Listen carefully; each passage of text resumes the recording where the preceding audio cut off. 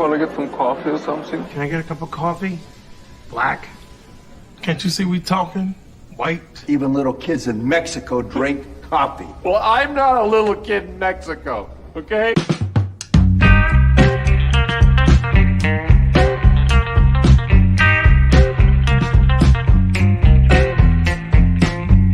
That is the best coffee I've ever tasted. A damn fine cup of coffee. You want a cup of coffee? No coffee.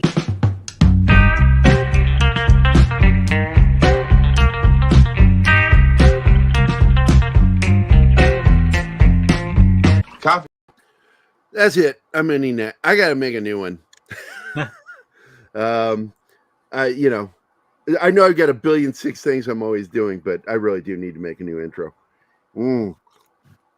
Good morning, everybody. Welcome to UFO Wednesday with Don Ecker and me, and apparently John, and of course Martine. And we have a super chat already. Good morning to the Minefield. Watch your step. That's right. What was that old World War II joke about how Italians being trained to go through a minefield, their fingers in their ears and putting their toes forward, tiptoeing forward? Oh, man. Good morning, Joe. Thank you for your $2 super chat, my friend. And we salute you, fellow veteran. And but anyway, good morning, everybody. Let's see who's all here. Of course, I saw that Krampus Jeebus was the first one to post, followed immediately by Penny, Dork Knight's mom. Hey, let me ask you, Gary, is Jeebus schizo? Because he's always changing his name. There's some shit going on with him, but everything about him, it's like, what was that? A joke I used to make about myself. I suffer from multiple personality disorder, all of them famous. With Jeebus, it's like he suffers from multiple personality disorder, all of them awesome. Because he's just so fucking fun. I love Jeebus, man. It's like, the first time I saw him, I'm like, I was terrified to have him on the after show. I'm like, oh my God, what's going to happen? And he just brings his game, man. He's always giving you his A game. There is no B game for him. It's always his A game. And he is absolutely a show and tell person. He wants to show you the cool shit that he's got. And I love that in the after show. But again, good morning, Gap After Dark. Love of my life, Anima Confusa, D. Bud Martin, Joe's Atmosphere, Dragon Ruse, and of course, our good friend, Real Wade Nation. If you've not subscribed to him, please do. Do you have his link, or can you get his link, Martin? I want to share that out there for people to subscribe to him. Yeah, Real Wade and Joe, both. Okie dokie. Give me a second. But I want to say good morning to everybody. It's Wednesday, Hump Day. In German, they refer to it. They're so fancy in Germany. They really are. The name of the day of the week is Mittwoch, which means midweek. They used to march real good, too. They march real good.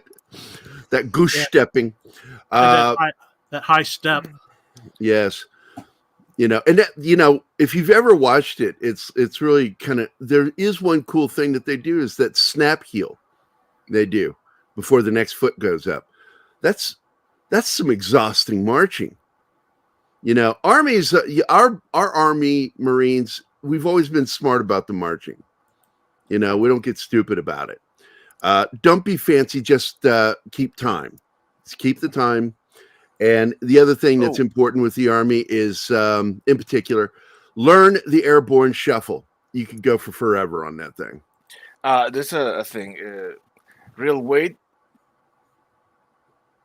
Oh. What? Yeah, Real Wade. If I went to your channel, but if you prefer to give me your link yourself, however you. Yeah, do it in Twitter.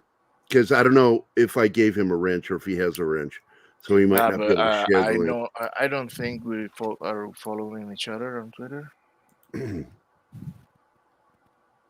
you need the link? Yes, he'll need the link. Real Wade Nation. Gary, I heard that you were in marching band, and no, I quit band because our first year in high school. For some reason, Mr. Jordan didn't like the fact that he had band practice before school, and football was after school. And his entire drum corps was on the football team, all of us. And he decided to make band practice after school. And basically saying, you need to pick between marching band and football. And he lost all of his drummers during football season. We all quit. I just never went back. Never Some give of an them- ultimatum unless you know what the answer is going to be. Look, I've always joked that I said, Mr. Jordan, will being in marching band get me laid? No? All right, I'll see you after football practice. Oh, man. So Okay. anyway, I was never in marching band. And I'll tell you something, in basic training, I knew a couple of guys. Julio, one of my best friends in the Army. Julio, he told me one day, he says, yeah, man, I learned DNC while in ROTC. He was a ROTC. And I said, that's amazing, man. You can help the troops, but I'm going to tell you something in private here. And I leaned into him. I said, don't ever tell anybody you're a ROTC in the Army. It does not score points. It will make them fuck with you. Because ROTC likes to think that they were like military, but the fact is that it's play military. ROTC, or junior ROTC is playing military. I'm not saying you're not a patriot and all that shit. I'm just saying, don't tell people when you're a recruit that you were an ROTC, because the drill sergeants will fuck with you.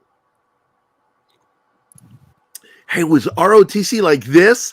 And make him just beat his face for like an hour. So, Martin, can you put my marching band chat up so he can finish reading it? You're what? Who? No, I'm not. No, I'm not falling for the back door, motherfucker. All right. Who made the chat? It was Gap. Here, I already read it. Oh. So here you go, buddy. Open your back door, baby. Loosen your hinges, I'll show you my key. He broke the back door. So we're going to be talking about a couple of movies today that deal with the subject of, and I loved your coming up with this, Don. It's like, how fucked would we be if the E.T.s that really seem to just don't give two shits about us decided, humans are problematic. We're going to deal with them now, and decide to become hostile with us. And it's not like they haven't been hostile with us in the past. We know that. Now, we'd have to invent whole new levels of shit for the shit we'd be in. We would be so screwed. But the only thing we have going for us is something we were talking about with John Brandenburg last week, or was that 2 weeks ago? 2 weeks ago, was nukes.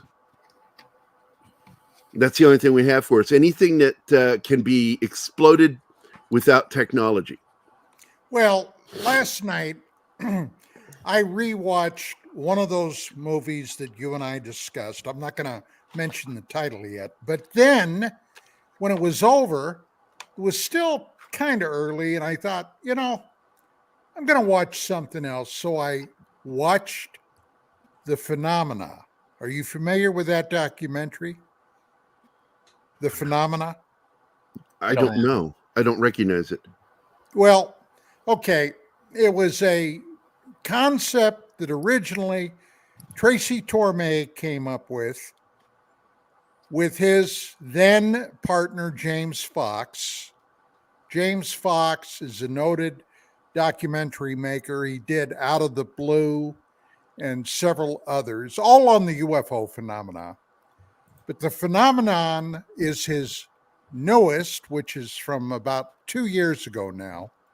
And in there, one of the items that they dealt with was extraterrestrial influence and meddling over our nuclear weapons storage areas. And let me tell you what, that is freaky, okay? Very, very freaky. In one case, they went to, I believe it was Monmouth Air Force, where they have the nuclear deterrent. They took 10 ICBMs offline. 1, 2, 3, 4, 5, 6, 7, 8, 9, 10, almost that fast. They put them in a no launch condition. If something would have happened, guess what? We would have been screwed. So, yeah, they can deal with that. Now, I thought about that quite a bit. And I thought that, in a case like that, we might have to revert to a little trick we learned from the Islamic jihadists, and that is a suicide bomber with tactical nuclear weapons that we could manhandle around. Yep. And set them off. Backpack Okay. nukes. Of course, yeah, that would be kind of rough on the person that was backpacking the nuke in. But do you know that we did that in Vietnam?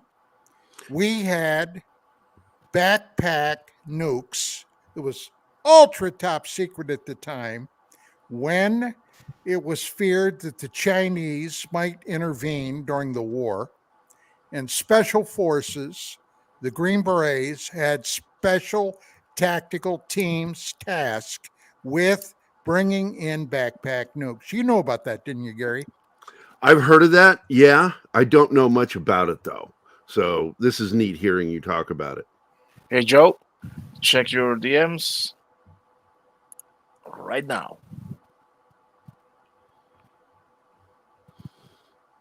So go ahead. Martin was just letting him know. So each one of these would carry a football. In other words, a nuclear package. Just because we feared the Chinese. Along the lines of a Davy Crockett. So it was. I don't think the intent was to set it off. I think the intent was to let the Chinese know, don't come here. Don't bring it here. We have shit out here for you. The North Vietnamese showed them that at the end of the war when the Chinese tried to come down. North Vietnamese, they had a hell of a war there for a couple of weeks. Okay, and the North Vietnamese handed the Chi-Coms their ass until the Chi-Coms backed off. That was circa 78, 79. You didn't know about that? No, I don't know shit about that. I've never heard of this. No, it's news to me. Yeah. But I thought communists were all friends. Oh, yeah. Yeah, they are. Except the Chinese and the Vietnamese have loathed each other's guts for over 2,000 years. That's interesting. Wow. So, speaking of which, long ago, Steven Spielberg had wrote Slasher Fred. Come on, written. Come on, brother. Check that grammar. Check your grammar at the door, mother. Check your bearings, sir. No, it just throws me if I see the wrong word. It actually throws me, and I'm like, wait, what? It'll cause me pause. Wrote a script for a movie, for a movie that was never made about called Night Skies. No, Night Skies is what led to E.T. The E.T. was always going to be friendly. He was escaping, and the little boy was going to help him. And it was a children in peril story, but he decided to simplify it and make E.T. a metaphor for Jesus. So there you go. But Night Skies, the concept behind it, the artwork for it, that was really good stuff, man. And I wish that movie had been made. And I guess it eventually evolved into Falling Skies. Yeah. Which was a good series. Yeah, it was a good show. Yeah, see, I've never heard of that nuclear stuff before, Don, in Vietnam. Yeah. Oh, yeah. That's pretty interesting. As a matter of fact, when I was in Okinawa, Okinawa was first SFG, First Special Forces Group. Right. Fifth group was Vietnam.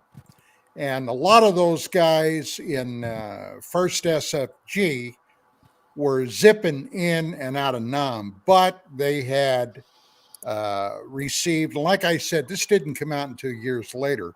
It was feared often.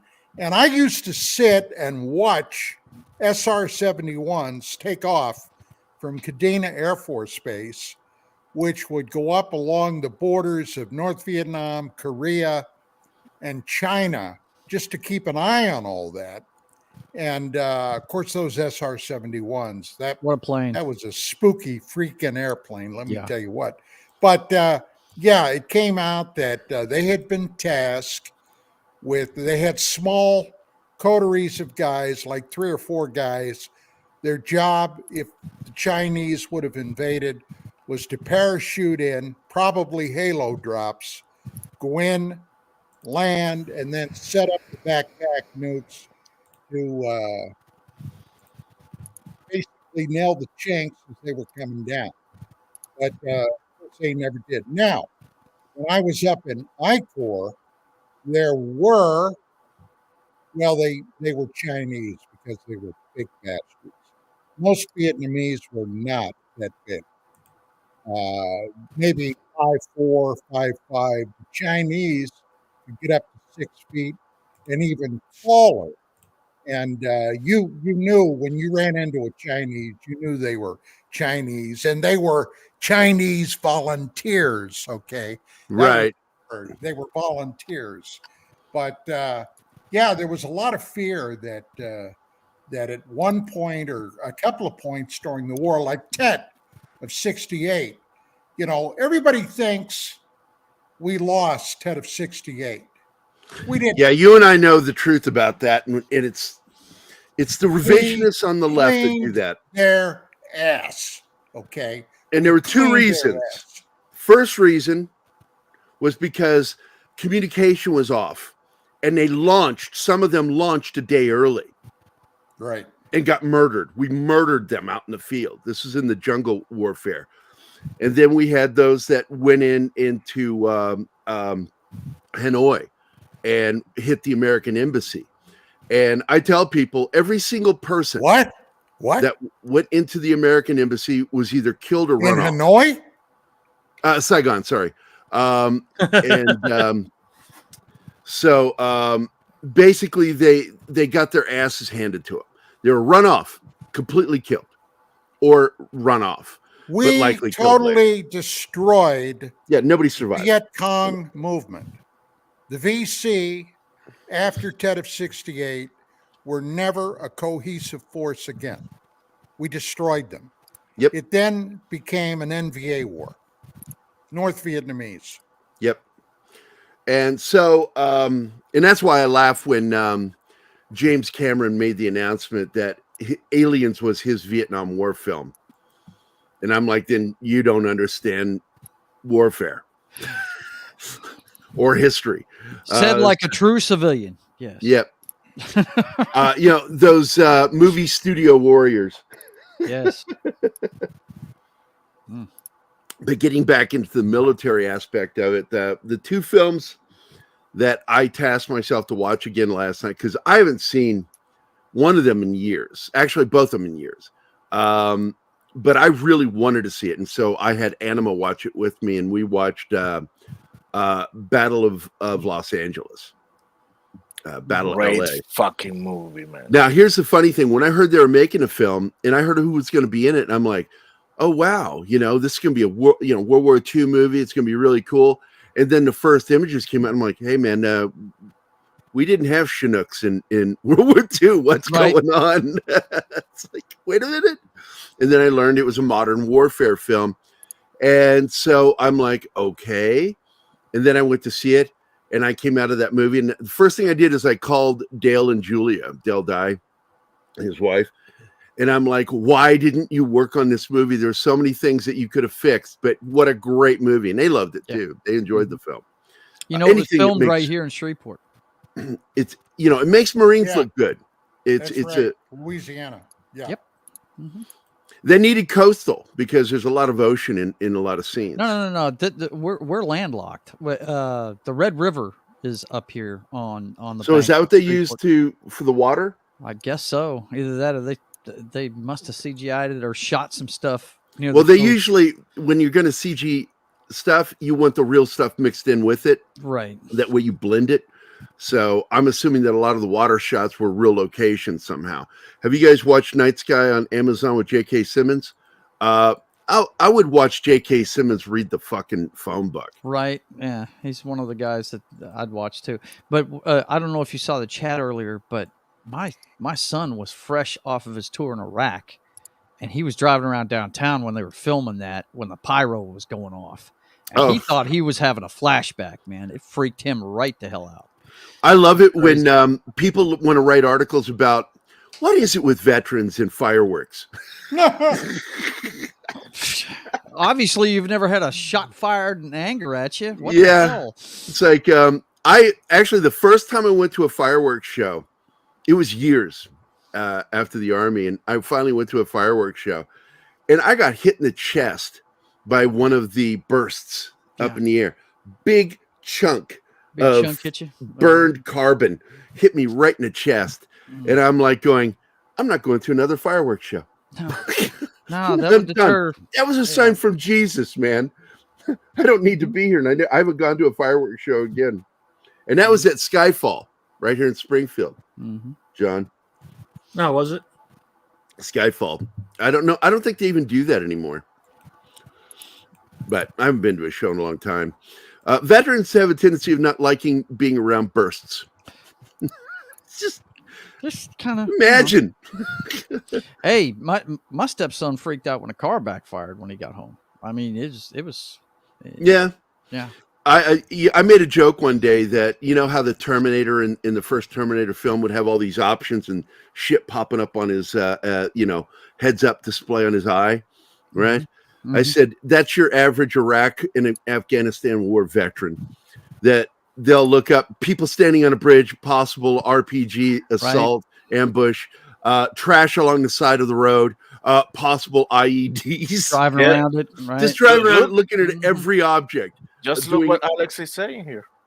Exactly the same. Exactly. Oh wow, Alex, you know what I'm talking about. You know, and I don't consider that PTSD. PTSD is what it does to you when you see it and when you have it happen. Yeah. You know, and PTSD is different with each person. So,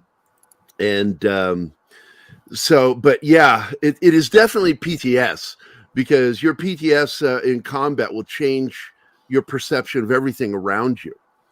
And a lot of my Iraq war buddies and Afghans, like my buddy Chris, it's like he's telling me, he's like he was a Ranger. He was like, man, I cannot tell you how many times I spent a battle underneath armor. Firing out from under armor. Yeah. It's like he knew that they had a better chance of surviving under that APC or whatever it was he was hiding under. But they really do. Combat veterans have a reaction to things. In modern warfare, I've always compared to the Terminator, the way they look at things, is threat assessment. You're constantly doing threat assessment. And even as a civilian, 10 years, 20 years, doesn't matter. You still do it. Don, am I wrong?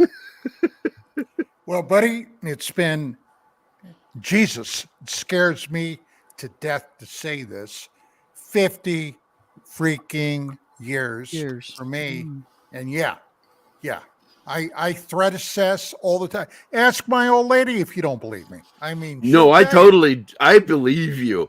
I know that even without the experiences of you guys, even with what I did, I still threat assess every time I look at a room. It's like when I go into a room, I immediately look at who I'm going to probably have to fight if something happens, and how I'm going to get egress out of the room. What's my best? How many exits are there? How many exits? A lot of it has to do with what you project. Now, I'll give you an example. This happened a couple of years ago. Vicky and I had to go get something at the store. I forget exactly now what it was. And we drove down there. She went in the store. I stayed in the car. And I saw a guy staring at me from between two buildings. Okay. So I immediately perked up and I'm watching. And I kind of looked away and I looked back and this guy's just standing there. And I knew he was sizing me up for He was something. sizing you up. I fucking you, as we call it in the military. So what I did, I didn't have anything at the time, but I took my hand and I reached down like I'm going under the seat. And then I sat back up. He took one look at me. He turned around and he left. Yeah. Yeah, it's not worth it today. This guy's ready. Sorry. But this Alex is says- fucking, this is says fucking for- LA. You never know. You know, you never know. Yeah, no, that's completely. It's same, but it's also different. But yeah, I know what you're talking about, dude. No, yeah, the book is. Look, I'm just going to tell you, the book's better than the film, but I do prefer the ending of the film over the book because I hated Rambo dying at the end of the book. It was a character that needed to go on, and I liked that the author of the book said, fuck it, he didn't die. Even though the book says he dies, Rambo comes back. He wrote the sequel. And I've been known to, I have what's also referred to as empathy. You know, I'm a super empath or empathy, to where I can feel other people's vibes. And I will threat assess a room, and I know when a bar fight's about to break out. I'm like a barometer for violence. I know when shit's about to go down, and I'll just start grabbing friends going, we got to go. Right. And as we're leaving, it's happened multiple times. They're like, holy shit, what the fuck? I'm like, I'm watching people the way they look at each other. And I had a guy size me up in a bar one time. And I'm looking at him, I'm like thinking, he doesn't like me because I've got long hair. He doesn't know I'm not a hippie. He has no idea that I'm just a long-haired weirdo. Mm-hmm. And he was sizing me up in the bar, and I turned to my girlfriend, Patty, who she's one of my best friends to this day. She remembers that night. I said, we got to go. I said, fight's about to break out, and it's going to involve me if I don't leave. And you just know these things. And in the military, it really helped a lot because you learn threat assessment really quickly. And always sizing up a room, sizing up people, and you're always prepared to make your egress. You as a good soldier always knows the point of egress, where the fuck to bug out. Mm-hmm. Where am I going? I need the best exit. It's not only that, but I kind of double dip because I was a cop too. So I always got to sit with my back. Dirty, filthy cop. I mean, right. Awesome That's cop. Right. I always sit with my back to the wall so I can see what's in front of me. Absolutely. That's a typical nobody's coming up move. behind me. You know what's really funny is when I go out with my buddies that are veterans and we all wrestle over the one chair with its back against the wall. Yeah. It's a fight for that chair, man. That's my chair. At that point, it's Rochambeau, you know. Yeah. But bringing it back, the two movies that I watched last night are actually really good movies about the threat of what E.T.s would be. Look, man, we would be like the Viet Cong if shit happened, because we are technologically not able to fight these things. The greatest weapon against this, it would be not a tactical nuke, because tactical, they've proven that they can control. No, strategic. Strategic. And so we have to have everything, like even fly-by-wire, they've proven to be able to control fly-by-wire. And if you don't know what fly-by-wire means, the last fly-by-wire fighter we had was the F-4E Phantom. And after that, it was technology flying that plane, chips and shit like that. And they can knock that stuff out instantly, but they were able to do the fly-by-wire, which means there were cables. When you work something, you're actually working it. Well, here's a little thought to make everybody really feel comfortable. My vehicle, and it's really in cream puff condition, is a 2008 Toyota sedan. Okay, got still under 100,000 miles on it, and we keep that puppy up. paid off, obviously. Don't need a car payment. Don't need to go out and buy a new car because this one works great. And it has the added benefit. It's not computer controlled. One EMP burst over Conus and the majority of the United States. Sorry, boys and girls. It's simply fucked. Okay. Yep. They He showed hit that with those- War of the Worlds with cars, the solenoid. Right. It's like EMP would knock out every vehicle unless it's old school. Old school cars would be fine. But here, I want to go back to that because the famous scene in Close Encounters is Roy Neary, played by Richard Dreyfuss, in his pickup truck at the railroad crossing. And that's an old school truck, and the alien ship still knocked out the engine. But then it started right back up.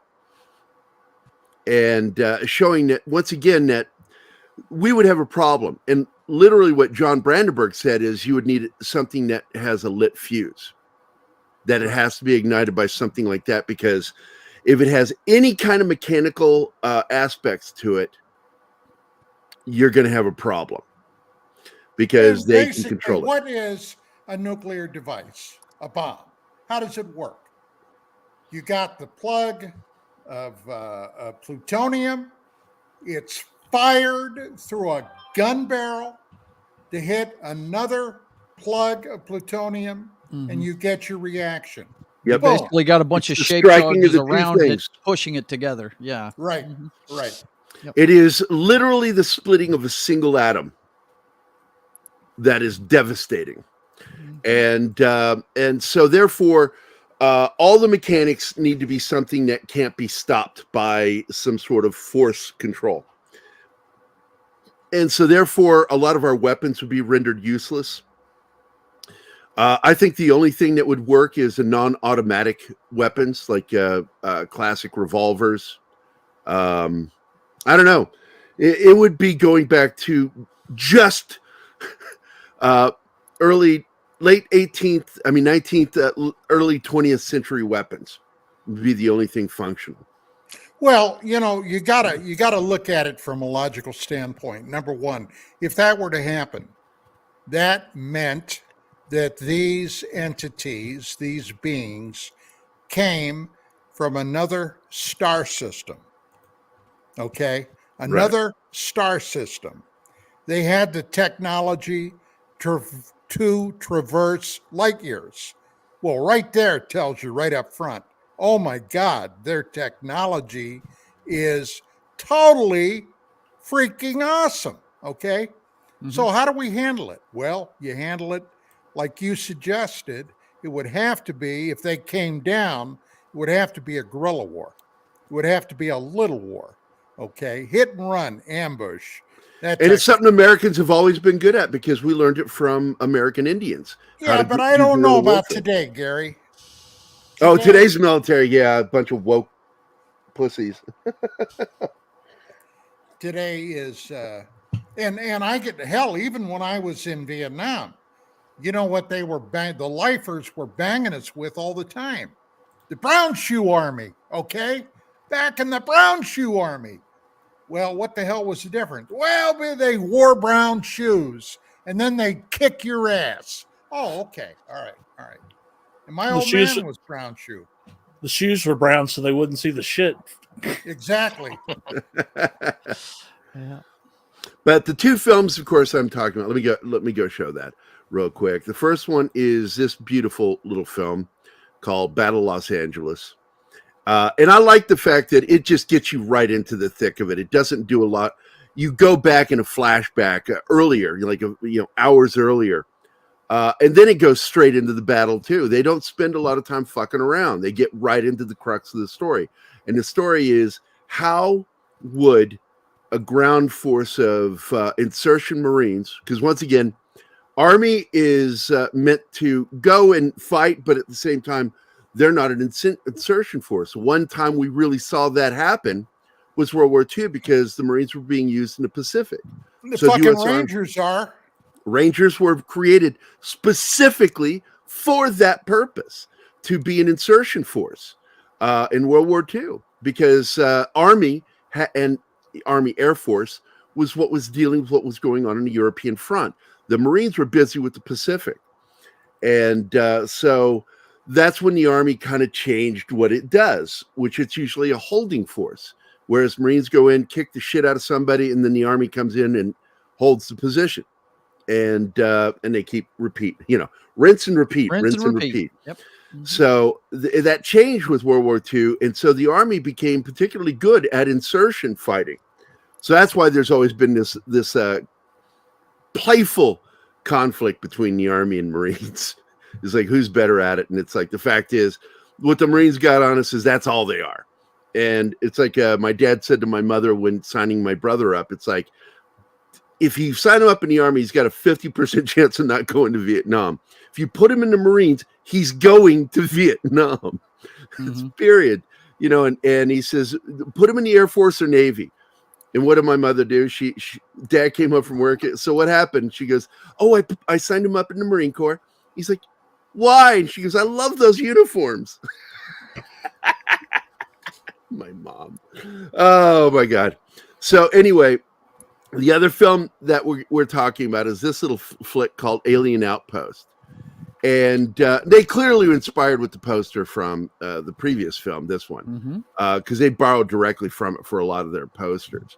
But the fact is there's a lot of interesting stuff in there. And the thought that an alien force dealing with us with some of our strategic and tactical weapons could find themselves running ass from the planet if they weren't prepared correctly. And that's really the premise of that film. And that they left, but they left some of their warriors here. Now, warriors are pretty badass looking. I love the prosthetic costumes on them. That's their aliens in that one for Alien Outpost. Wearing armor. Their whole body, they're walking tanks, as they're referred to. And they're going up against this team that's got the outpost. I think it's Outpost 37 in the film. And, great weapons. The acting was really good. I did not know that general that you hear over the radio, that's Adrian Paul from the Highlander series. Yeah. I'm like, yeah, they had good cast. They had a really good cast. I think their problem is that the typical thing, like, Josh Becker, who's going to be our guest tonight on Dangerous Military Nerds. We have a super chat from Mexican Iron Man. Oh, Mexican Iron Man, listening from airport. Question, I like Battle LA. Wasn't there some UFO story this movie was based on? Yeah, we talked about that a week ago, which is, or 2 weeks ago. The incident took place in 1942 over Los Angeles. An object was spotted over the city. They put searchlights on it, and they fired on that thing, and it had no effect. 1,408 anti-aircraft rounds. 1,408. Artillery, which included flak, and it did nothing. And a lot of people tried to say that it was a dirigible. It's like that dirigible would have disappeared in seconds after the first flak went up. Yeah. Not to mention any rounds that directly hit it. And ground forces were firing their weapons as well as anti-aircraft. And so, no, it was not a fucking dirigible. Yeah. For people that don't know, flak is like an airbrush shotgun. Yeah, it's a grenade in the air. It's a grenade fired in the air that specifically fires debris to take down aircraft, fragments. So thank you, Mexican Iron Man, Mikey. Very cool. Let me find a video for you, sir. Let's see. Oh, I have one just for you. How dare you! The impudence! The audacity! The unmitigated gall! That's a good one. Thank you, Mikey. So safe flight, man, please. And take care of yourself. I hope you and your dad and family are all doing well, man. I hate it when my friends travel. I always want them to text me when they get to their location. It's the old mother hen in me as a combat medic. So I want to say good morning to some more people that have shown up. One of them is a big fan of Dawn. Slasher Fred is here. Alex Moore, Wajid Leakey, Zach's Kyle. God, Kyle got ganked by YouTube, man, big time. I hope you get that shit resolved, buddy. I was worried about that shit with you. I really was. Keto Simple. Dustin is here. Good morning. Pat S is here, our other producer. TJ Josie. I give up. I'm not pronouncing that fucking name. Sharika. Decepticons Cave of Villains. And of course, our good friend and producer, Mexican Iron Man.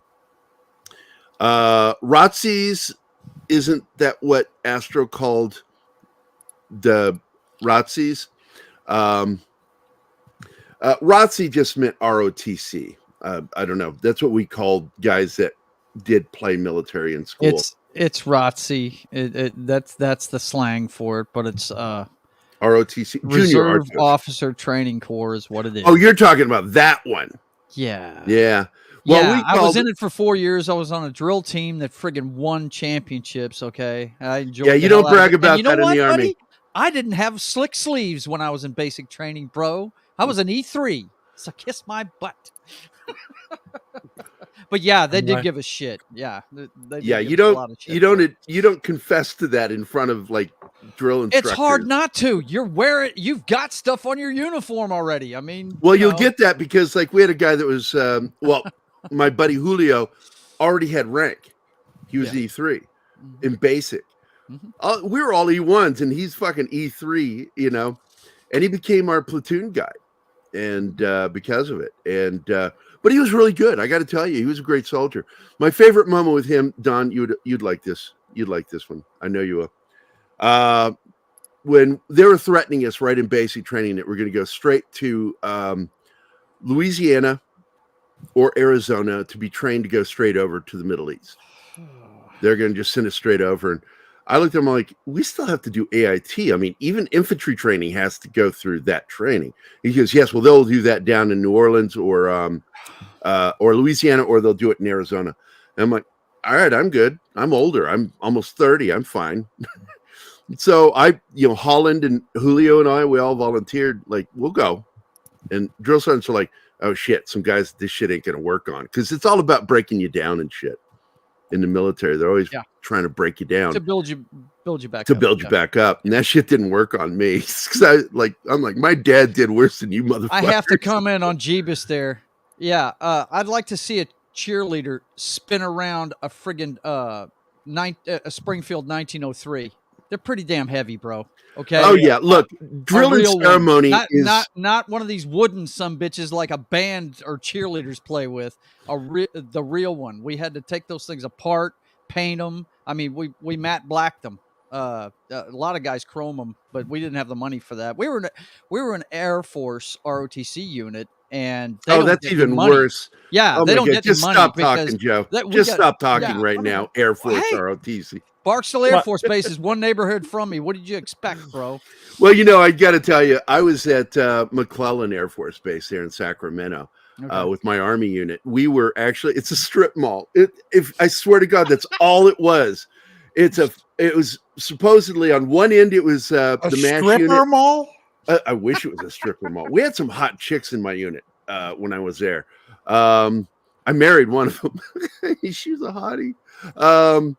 I got to tell you, as a veteran, I don't care if anybody gets pissed when I say this shit. Nothing fucking hotter than a female soldier in, we called them BDUs. They called ACUs after battle dress uniform, our group. Baby. Yeah. A woman when they're walking away from you in that uniform, men's asses don't wag like a woman's in that fucking uniform. And I would stop and go to attention every single time going, they don't fill out that pair of pants. Sexist! Sexist! Yeah, that's me. I fucking loved looking at women in uniform, man. But funniest moment in the Army was we were getting ready to do a field training exercise, and it was raining, like fucking monsoon level raining here in Missouri.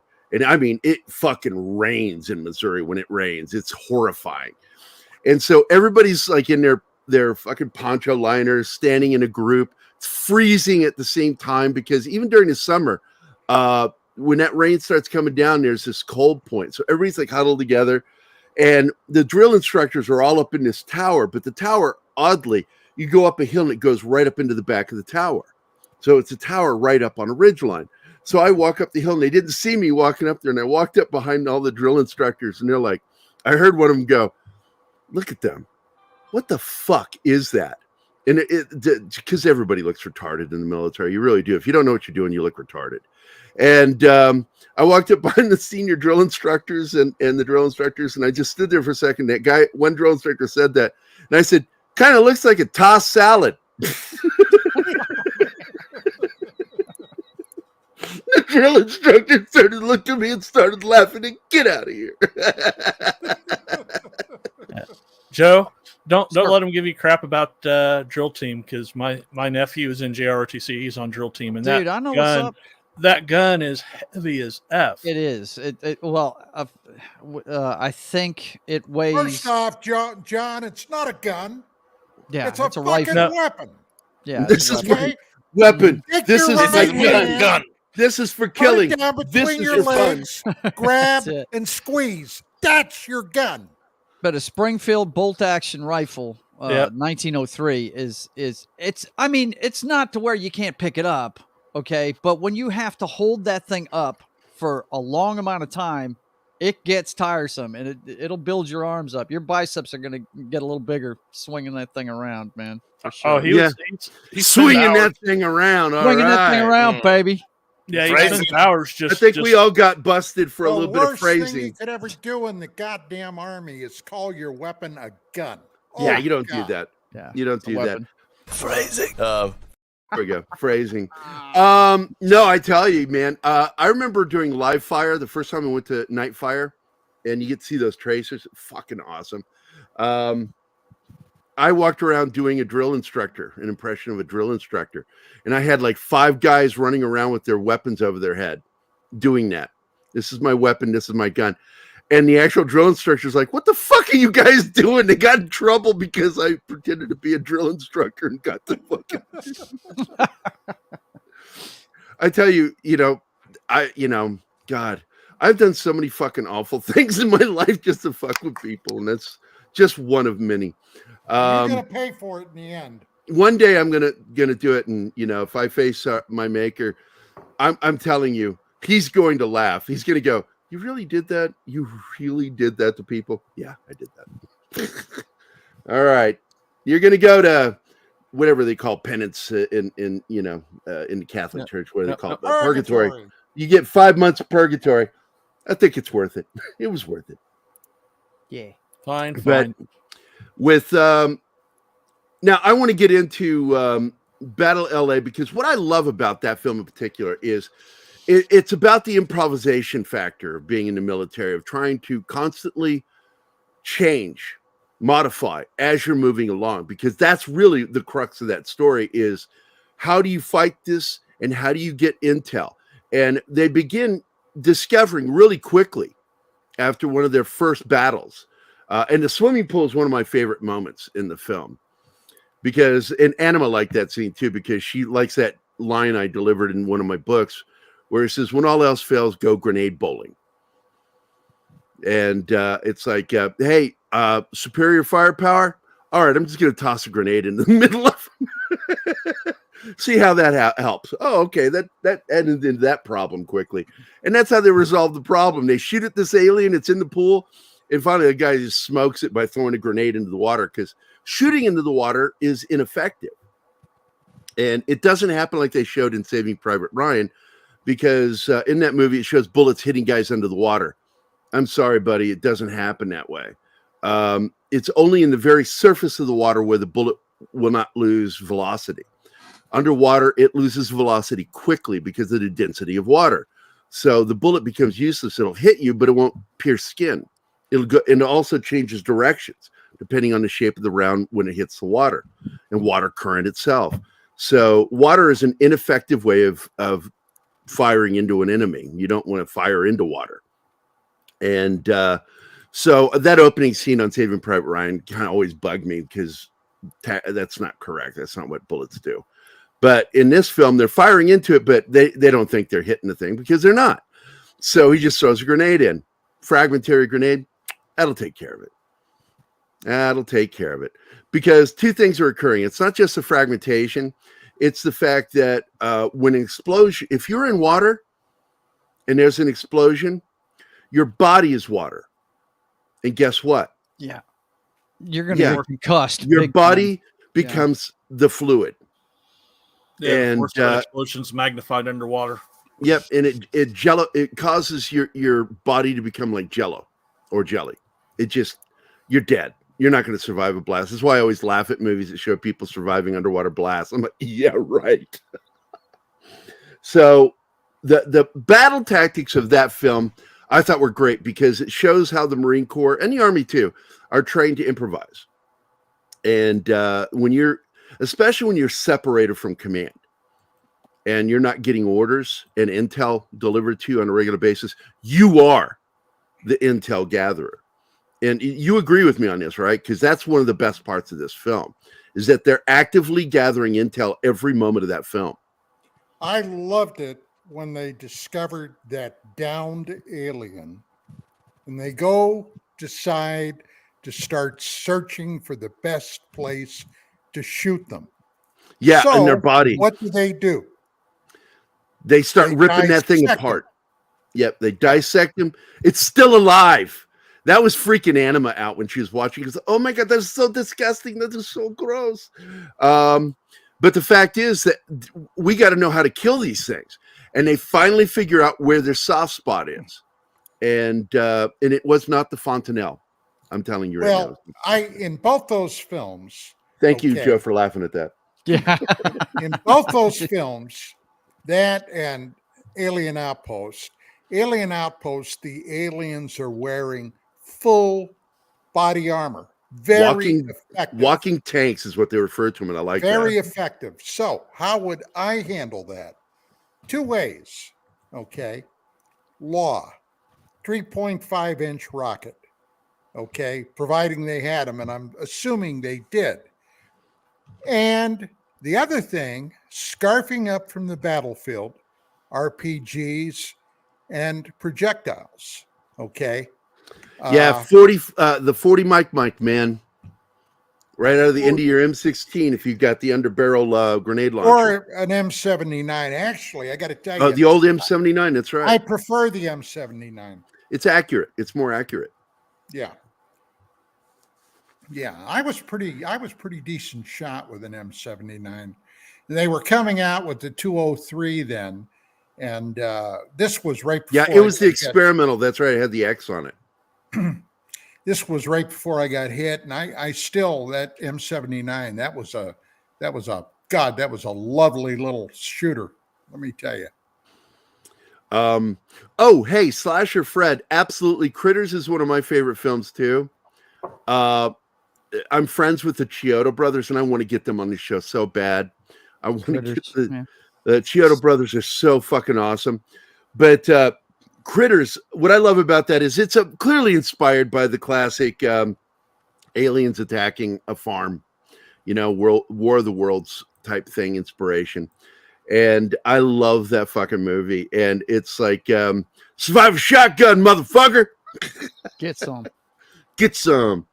But I got to tell you, these two films in particular deal with the military aspect of it. I think one deals more with because they're both about being isolated, but the Outpost 37 in Alien Outpost, they are actually in regular contact with the command, the TOC or whatever it is, where the general is. And, but the problem is they discover something in the film, which is another threat, is if you weaponizing humans. And these creatures are not only dangerous because they're armored, they are also dangerous because they have technology we don't understand, which they can create drones out of humans and weaponize them. And that ends up being one of the biggest threats. And in the end, that's why they have to, bug out of the base, and they blow up the base. It's been compromised. And so The final battle, I really did like it. I liked the final battle. I liked a lot of the effects that were done in this film. The armor prosthetics, again, I got to show that alien creatures, man. They're fucking cool looking. I really thought they did a good job on these designs. This looks like something that our friend would have made, because these are really cool prosthetics. Look at that thing. Wow. And their goal, these creatures' goal, is we've got a satellite system, guard system, set up to block the aliens from ever doing anything. Seraphs. Yeah, Seraphs. Called Seraphs. They're up in space guarding. It's a grid. But they find a way to shut that grid down with one burst. And the guys are trying to stop that burst from happening. They fail to stop it, and the burst happens, and that's this device in the poster. That device was designed to create that burst in the atmosphere that causes the Seraph system to fail momentarily, and the aliens begin to drop pods that have weapons in them to fight humans, to continue the fight. And eventually, now their weapons are bitching. Mm-hmm. The alien weapons. They're and he's wearing one right here. You see his laser arm. system. Yep. Every time I'm seeing this picture, I'll tell you what always comes to mind. I don't know if you ever watched the sci-fi show Face Off, but that No, was yeah, those awesome. guys are always the prosthetic makeup. That's some good stuff. Yeah, But it's this awesome really looking. looks like something Sandy Caloro would have done. He's really good at the prosthetics, costumes and makeup. Very cool. But the team has bugged out, and they've got to do one last assault. They aren't able to stop the launch of the signal, and weapons come down, and they realize, oh, this war is getting ready to escalate. It's going to Well, escalate. there is one human weapon that is effective. You know what that weapon was? A Browning Modus. Oh, yeah. That will punch through the armor. And 50 cal. Right. The 50 cal, and the reason why is this is once again why supposedly hey, Kingsport Cal. Who else has jumped in? I want to make sure I don't miss anybody. Yeah, Dork Knight's here. Hi, buddy. And Kingsport Cal. Good to see you guys. So the 50 cal was not designed to shoot humans with. And according to the rules of engagement of World War II, was not supposed to be used against human flesh. It's armor, anti-armor weapon. And it was mounted usually on armor vehicles, specifically shoot at other armored vehicles. And because the weapon could pierce the armor of tanks and larger vehicles, even the half tracks, the armored half tracks, all that shit. The 50 was a nasty son of a bitch, and it was designed specifically for armor piercing. So yeah, it's a perfect weapon for shooting these guys with.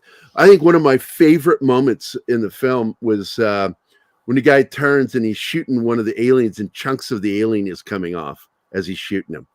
Also, when the captain, I like when the captain executes that alien they bring back to the base. And he shoots it in the head. A big chunk of the head flies off, explodes. And I'm like, oh, that was a cool effect. Yeah, I've never seen this one. I've seen Battlefield Los Angeles, but I haven't seen this one. It's got problems, but the fact is, it's a solid story. It's a very good concept. And I like concept films. I like concept films that deal with a specific thing, like this one, surviving an alien incursion. And but clearly, obviously, Battle Los Angeles is a superior film.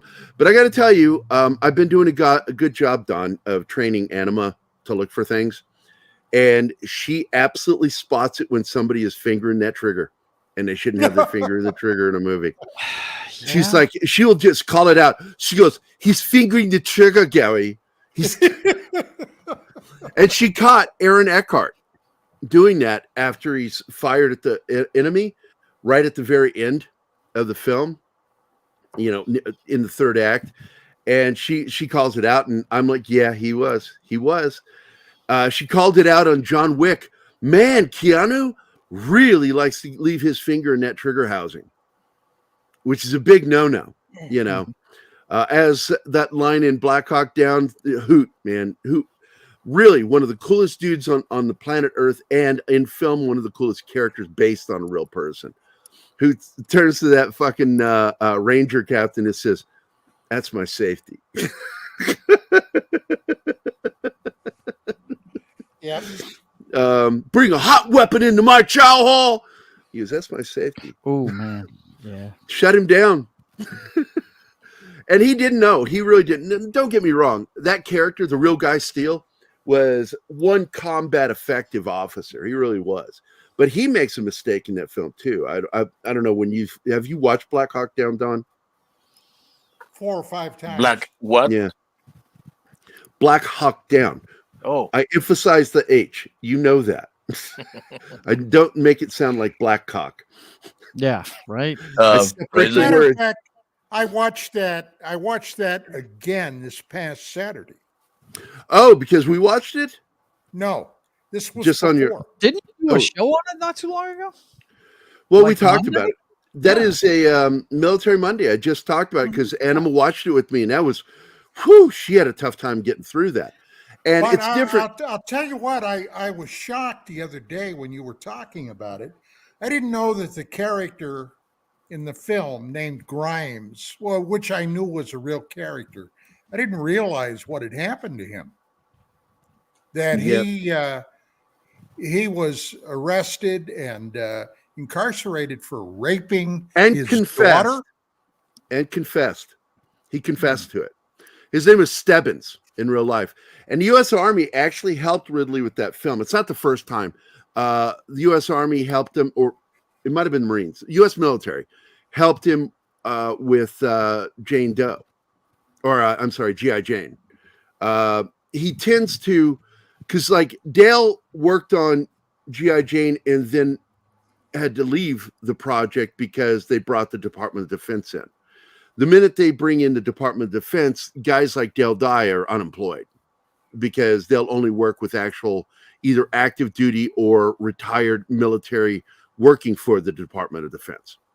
And that's it, you know, and it kind of sucks. But at the same time, I like G.I. Jane except for one scene. Well, 2 scenes. One scene when their senior instructor acts like he's about to rape her during the SEER training. Never would fucking happen. Yes, that is absolutely a threat that he would want her to be aware of. But he wouldn't about do it himself. That would never fucking happen. 2, the shaky cam shit that Ridley and Tony started doing. Yeah. It was really just he did it with and I tell people all the time, you know, they love the confusion of the combat in Gladiator. I went, oh, you mean when you couldn't tell who the fuck was who? Yeah. It's one thing that you want the other enemy to be like that, but it's another when your audience is like that. You don't want to confuse your audience. That's bad. That's bad. And it looked cheap. It looked so cheap. I hated that. But G.I. Jane was actually a good film. And now we've got women that actually have passed special forces training. And I've met females in the military that I know they were badasses. But a majority of the women didn't have the upper body strength or the mass to be able to do a lot of the stuff. So I'm like, and I've made females cry, and I'm not going to feel bad about it because I was trying to make a point, trying to explain to them, this is why you shouldn't be in a front line unit. Because my first unit was 20. Well, I was with 29th Infantry Division, and same guys as what you saw in Saving Private Ryan, and we were frontline infantry guys. And I was glad to get out of that. I wanted to be in an ambulance. And I wanted to be around females because, man. Isn't it Fort Sam Houston where they train all the nurses at? Yeah. What, Don? That's always been my fallback. I always prefer being around women. Yeah. Yeah. It's been a problem of mine. It's crazy. I don't know. No, probably won't watch that with you again, Anima. I'm actually going to show her because we're friends with Rod Lurie, the director of The Outpost. And I'm going to give her a week or so for a break. And then we're going to have to get into that film. And what makes that film even more powerful for me is the fact that Rod Lurie went and got some of the guys that survived that battle and got them to play themselves in the film. That's like Audie Murphy level shit. Whoever designed that camp should have had his ass, a foot broken off up in it.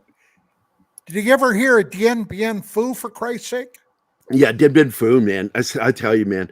And by the way, that was one of my criticisms of the military tactics used. I said Marines would never do that.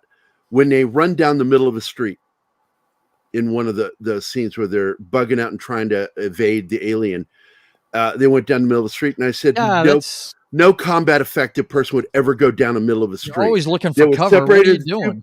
two columns, and you'd be hugging that fucking wall going down that street. Nobody goes into the middle of a fucking street because you've got the roofs to deal with. Yeah. You don't know where these things are, and that ends up what happened. They get hit by somebody up on a roof. Terrible military tactics. No Marines would ever do that, much less Army. So infantry knows better than to do that. You hug that fucking wall. It's your best friend. Yep. But past that, I think that, Battle Los Angeles is still one of my favorite military action films. And that's what it is. And it feels different. That's why Animal wasn't bothered by it, because you're not having to deal with the gritty realism that goes with Black Hawk Down or The Outpost, dealing with actual people that died. Mm-hmm. It's sort of like when I was storyboarding that film that's still not produced yet. It's still in pre-production. No Better Place to Die, which was the in-country story of the 101st Airborne when they dropped into France and they had to take a bridge. And it led to one of the bloodiest battles of World War II. And it's No Better Place to Die. It's an amazing book. And Dale Dye wrote it as a screenplay, and then I got the storyboard and do the production art for the film. There were points in that done. I swear to God, I had to get up and walk away because I knew what was happening. And I got so caught up in it that I had to get up and fucking walk away because I know that in that scene, this is exactly what they did. And Dale did something that had never been done with me. He made me draw the actual real soldiers, not actors, that he wanted in the role. He wanted me to make it look like the actual guys that fought in that battle. So when I show those two guys jump up, knowing that they're going to die if they don't drop these two fucking Tiger tanks that are just blasting the shit out of them with machine gun fire and, of course, artillery coming out of the barrel. So they're like, what are we going to do? We got to do something. And these two guys jump up like R2-D2 and C-3PO at the beginning of Star Wars, walking, jump up with machine gun fire and weapon fire coming at them with a bazooka. And they did multiple reloads on that bazooka firing into those tanks. Nothing protecting them. Well, the only way to take on a tank is from the side or the ass end. Yeah. If you don't have another tank. You don't want to go nose to nose with a tank. No, because the frontal armor will defeat any man portable rocket system you got. Yep. And I know when we got overrun on the 30th of March of 72, the NVA were running Soviet T-54, 55 tanks down at us. We didn't have a goddamn thing. No anti-armor. Nothing. Scary and by shit, by that time in the war, Nixon had already run out the 101, the Marines, the 5th Mech. They were all gone. Okay. All we had were the ARVNs, and the ARVNs that were up there at the time, 3rd ARVN Division, were not worth a shit. So actually leads to a great line, by the way, from Full Metal Jacket, which is he says, the North Viet, or called them ARVN regulars, and he says, "Is there an ARVN irregular?" Well, I know, and that's in the book. It's in the book. I know when I was in training, I'm sure you got the same training, Gary. We were taught how to use law rockets, and and it was always told to us, you fire at the back end of it. That's what you use it against. You don't fire it right at it because it's not. You want to look for the softest area on the tank, and where the mechanical parts are is one of the softest places. You the knock out tread that or the tank back there. of it. Yeah. Yep. Mm-hmm. And we got the exact same training. We all trained on law. We were trained on tow. And you know what? I have a video of this too. I need to pull it out sometime from my hard drive, because I have the actual footage of the June 24th, 2004 battle from Mosul, when the 72nd Stryker Brigade was the only group that went out. Everybody else is in lockdown in their fobs.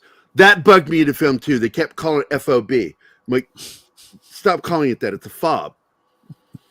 And nobody calls it an FOB. I didn't mind it when they said, forward observation or forward operating base. I didn't mind that part. Mm-hmm. But when they kept saying FOB, I'm like, nobody fucking says that. Stop it. Nobody does. It's a fob. And they did it multiple times in the film. And I'm like, God damn it. Every time they did it, I was like, stop it. Nobody in the military calls it an FOB. It's a fob. Yeah. And same thing with talk. And those cocksuckers that never leave the wire, called fobbits, just like a hobbit. You don't say TOC, you say TOC. TOC. That's right. The Tactical Operations Center. Yeah. I think one of the funniest, just final note on that law rocket training. If you've ever seen the movie The Enforcer with Clint Eastwood's Dirty Harry, the third movie, I love it when he has to yank Homegirl out of the way of the backblast on that thing when they're at the demonstration. Oh my God, right? That was hilarious. Because, that was great. Added some realism to it, because there is this nightmarish image that came from the Iraq-Iran war, where you have what I do believe was an Iranian soldier firing an RPG from his trench, and there's a guy in the back blast. No. And it's like somebody goes, "Oh my God, did he die?" And I went, "Yeah, he's dead. Yeah, he ain't coming back from that. You don't get point. Even blank if he hit survived it, his burns would be so bad he'd die anyway. Oh, it would just. The burns aren't even the worst part. The blast from that, it would separate things. Yeah. So it's funny shit. I wanted to go because I saw some comments. Let's see, what did I read here? What if alien abductions are for them creating human avatars? That's always a potential of that. There's the question of why they do that, and I've always been concerned of why are they doing that? And then there's another good question: is what does Gary think about Starship Troopers? One great book, Robert Heinlein, an actual war veteran, wrote that book with certain ideas, and you have yet to see any filmmaker, even the Japanese version, still strayed away from what he was saying in his book. And he's considered Ayn Rand level right-wing conservative, Heinlein, because he believes that he doesn't believe that every citizen should be allowed to vote. I don't agree with him on that. I never have, but I loved his book, and it was his reasoning. His reasoning is true. Yeah, his reasoning is solid, which is you've got people that have earned the right to be citizens, and that's the people who serve. And in Starship Troopers, they're serving.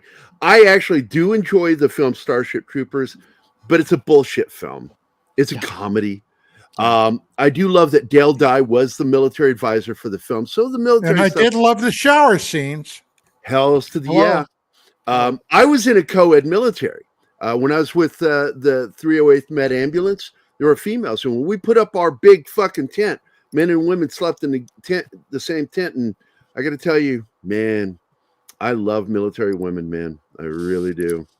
They're just so drop dead sexy. But anyway, so the movie Starship Troopers is a fun film. I do enjoy it. Clancy Brown, fuck. You got Michael Ironside and Clancy Brown in the same fucking movie. You get a great Dan Daly line, which, by the way, is going to be part of the subject tonight on Dangerous Military Nerds. we're going to be talking about my buddy Josh Becker's screenplay that he wrote, unproduced screenplay, The Battle of Belleau Wood, and talking about the Devil Dogs. That's where they got the name Devil Dogs. It was in that battle at Belleau Wood. The Germans, the Huns, referred to the Marines that they were fighting as Devil Dogs. And it's like Dan Daly said some great shit. Retreat, we just got here. Dan Daly, another thing Dan Daly says, you want to live forever? That was used in Starship Troopers movie. I never read the book, but the one thing I always remember about Starship Troopers is I loved the way he conveyed the power of propaganda and how it's used by the mass media. Well, it's his criticism of propaganda. He criticizes it. Look, yeah. I'm not going to pussyfoot about it.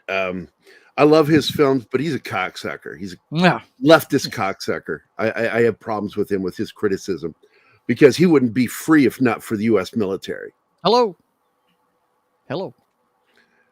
Yeah, the only good bug is a dead bug.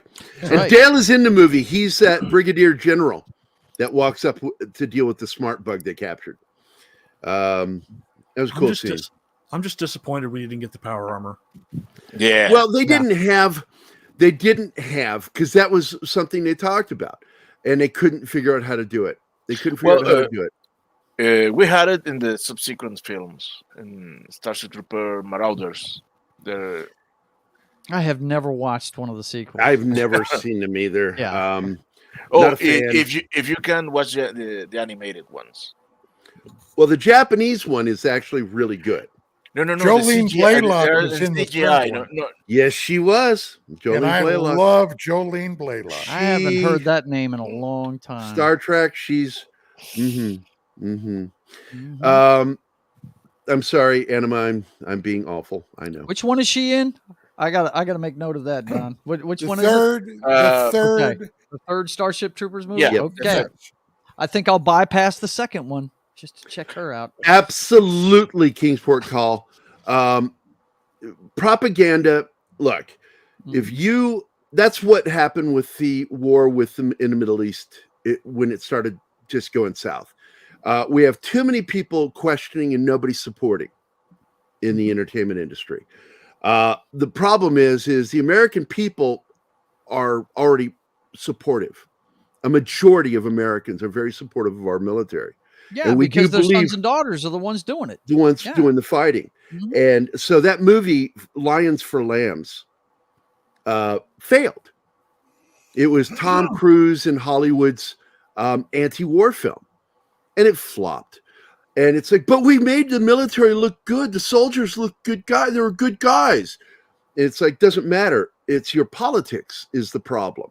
And the film, anytime Hollywood makes an anti-war film, that's an anti-war film, they fail. But when they make a really good war film, what they don't understand is a really well done war film is anti-war, because war is horrifying. Yeah. And that's why films, even though technically Mogadishu was not a war, it was a combat film, and they used warfare. By using There's warfare, nobody any more anti-war than a soldier, vet. combat veteran. Amen. Which That's is why why I want to see one Oliver in the White Stone House, used to my know me. friend, one day soon. Damn it. It's like at the end of I think it was Philip Caputo's book, Rumor of War. The character is walking out of an anti-war rally at the college, and he tells the truth, and it pisses off Braverman, one of the assholes in the story.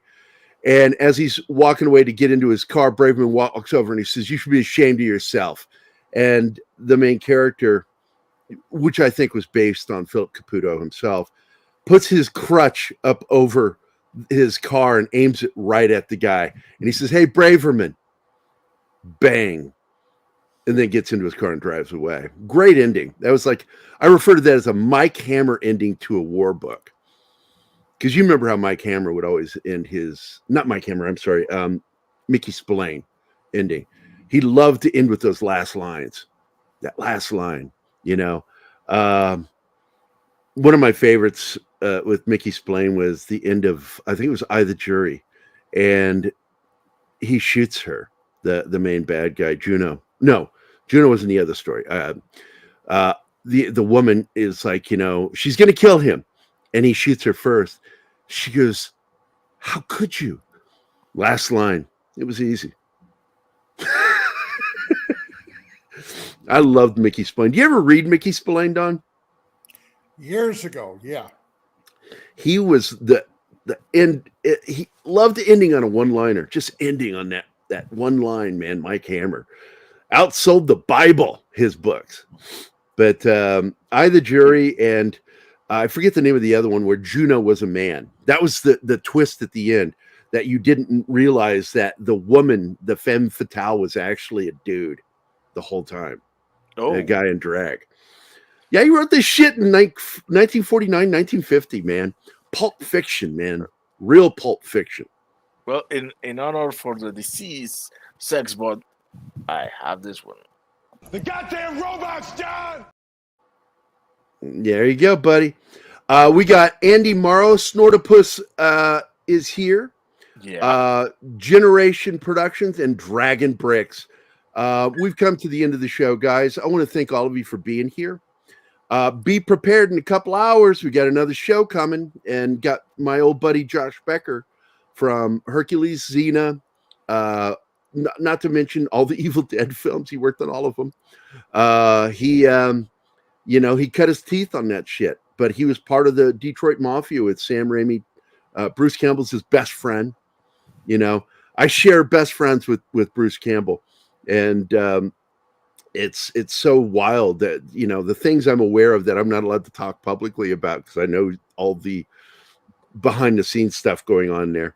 But he's going to join Don and me to talk about the history of warfare, specifically his unproduced screenplay, The Battle of Belleau Wood, and which led to one of the lines that's in Starship Troopers, you want to live forever.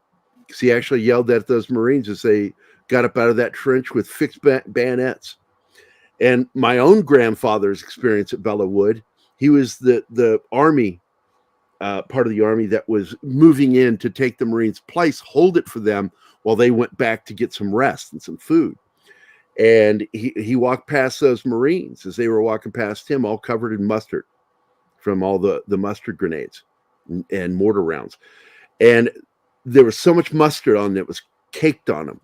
And they had to poke out the lenses on their gas masks in order to fire their weapons. Those fucking devil dogs. That was badass. And a lot of those guys fucking died because of that. Mustard gas killed so many people. It ended up killing my own grandfather. That's what he died of in 1968. Was a mixture of COPD and the scarring on his lungs from mustard. But that's for this afternoon. I hope you guys will join us. I want to thank everybody for being here.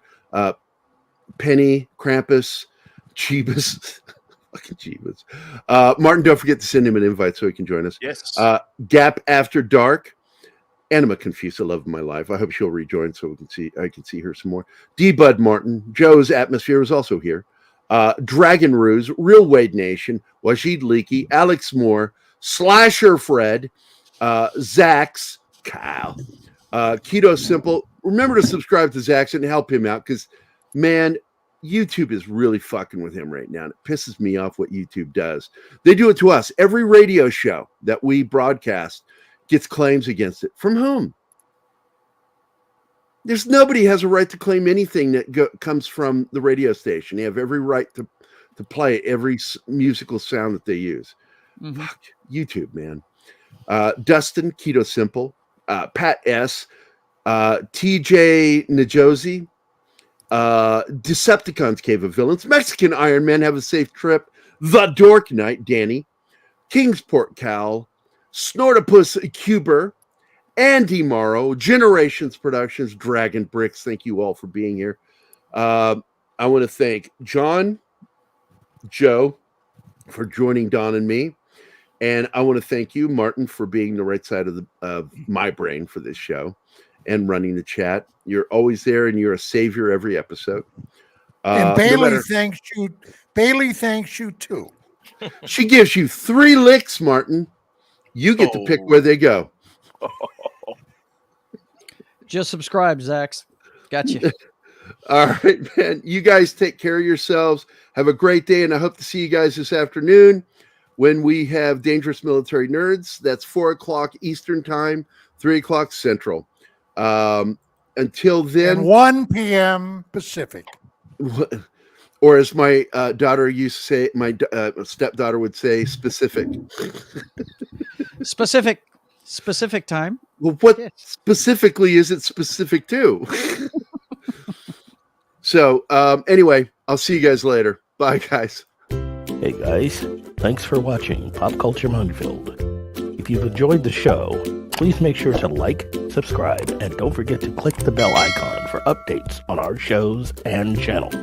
Also, please leave a comment, and we'd like to know what you thought of the episode, as well as letting us know if there's something you'd like us to cover in a future episode. Don't forget that you can become a member of Pop Culture Minefield now. Make sure to visit our membership page and merch store at popcultureminefield.com. You can always